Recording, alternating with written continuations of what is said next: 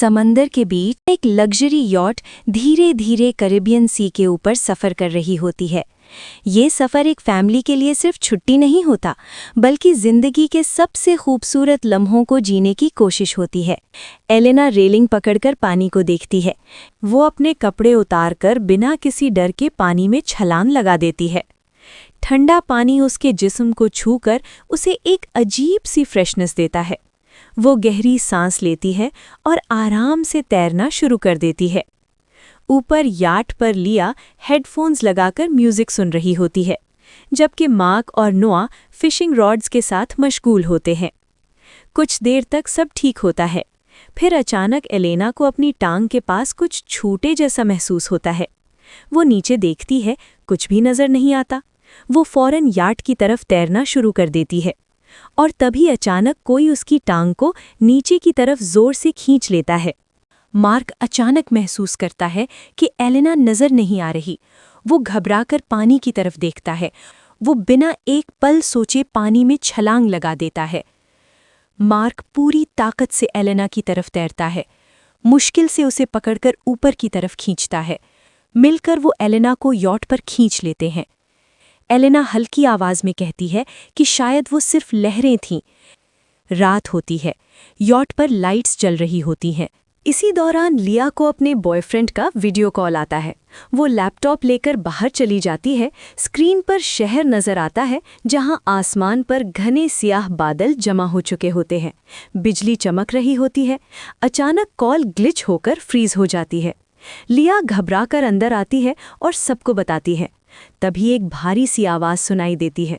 सब बाहर निकलते हैं और देखते हैं कि व्हेल मछलियों का एक बड़ा झुंड उनके करीब से गुजर रहा होता है। मार्क बताता है कि व्हेल्स मैग्नेटिक फील्ड फॉलो करती हैं, लेकिन स्टॉर्म के वक्त कंफ्यूज हो जाती हैं। अचानक यॉट जोर से हिलती है और नोआ गिर जाता है। मार्क को डर होता है कि नीचे कोई नुकसान हुआ है। वो डाइविंग गियर पहनकर पानी में उतरता है। कुछ देर बाद मार्क वापस आता है, लेकिन उसके कंधे से खून बह रहा होता है। एलेना फौरन उसका जख्म बांधती है। मार्क बताता है कि पानी के अंदर उसे महसूस हुआ जैसे कोई बहुत बड़ा साया उसके पीछे था, लेकिन मुड़कर देखा तो प्रोपेलर से कट लग गया। रात गहरी होती जाती है। रेडियो काम नहीं करता, फोन डेड हो चुके होते हैं। अचानक आसमान से आग के गोले गिरने लगते हैं, हर तरफ धमाके। मार्क समझ जाता है कि ये मीटियोर्स नहीं, बल्कि सैटेलाइट्स हैं। हवा तूफानी हो जाती है। कंपस पागल की तरह घूमता है। हाई पिच आवाज हर तरफ गूंज उठती है। यॉट हिलती रहती है।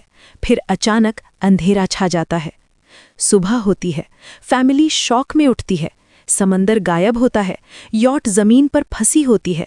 जहां पानी होता था, वहां सिर्फ खुश्क जमीन, मरे हुए समंदरी जानवर और प्लास्टिक होता है। कंपस उल्टा हो चुका होता है। मार्क समझ जाता है कि मैग्नेटिक पोल्स रिवर्स हो गए हैं। यहीं से असली सर्वाइवल शुरू होता है। आगे चलकर उन्हें एक जख्मी पागल शिकारी मिलता है, जो पानी के लिए लोगों को मार रहा होता है।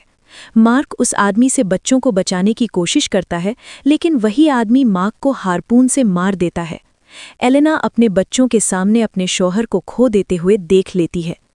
अब एलेना अकेली माँ बनकर अपने बच्चों के लिए शेरनी बन जाती है। वो भूख, प्यास, जहरीली हवा, मरे हुए समंदरी जानवरों और जायंट क्रैब्स से भरी जमीन पर सफ़र करती है। हर कदम मौत के करीब होता है, लेकिन माँ का दिल हार नहीं मानता। आखिरकार उन्हें एक सबमरीन का रेडियो सिग्नल मिलता है।